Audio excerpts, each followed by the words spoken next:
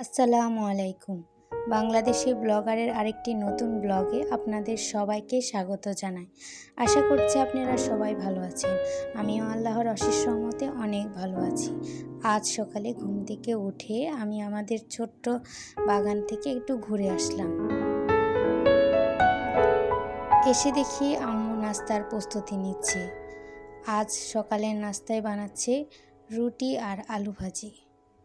এই তো আমি সকালের নাস্তাটি খেয়ে নিচ্ছি। আমার এই ভিডিওটিতে যদি কোনো ভুল হয় তাহলে ক্ষমা সুন্দর দৃষ্টিতে দেখবেন। আর যদি ব্লগটি ভালো লেগে থাকে তাহলে লাইক ও সাবস্ক্রাইব করে আমার পাশে থাকবেন আর আমাকে সাপোর্ট করবেন। আপনাদের ভালোবাসায় আমাকে এগিয়ে নিয়ে যাবে। আশা করছি আপনাদের কাছে এই ভিডিওটি ভালো লাগবে। আর এই ভিডিওটি অবশ্যই না টেনে দেখবেন।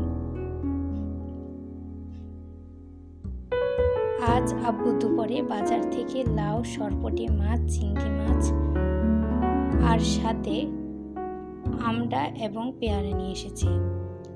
আজকে দুপুরে লাউ রান্না করা শুরু হয়ে গেছে। এই তো পেঁয়াজ, কাঁচামরিচ আর অন্যান্য মশলাপাতি দিয়ে ভালোভাবে নেড়ে মশলাগুলোকে কষিয়ে নিচ্ছি।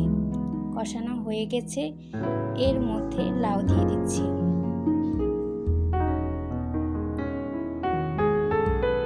আর সাথে চিংড়ি মাছ ভুনো করেছে। এই তো দুপুরের লাঞ্চটা সেরে নিচ্ছি।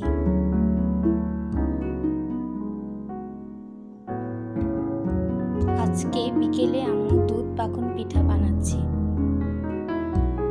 তাই ভাবলাম আপনাদের সাথে একটু শেয়ার করি।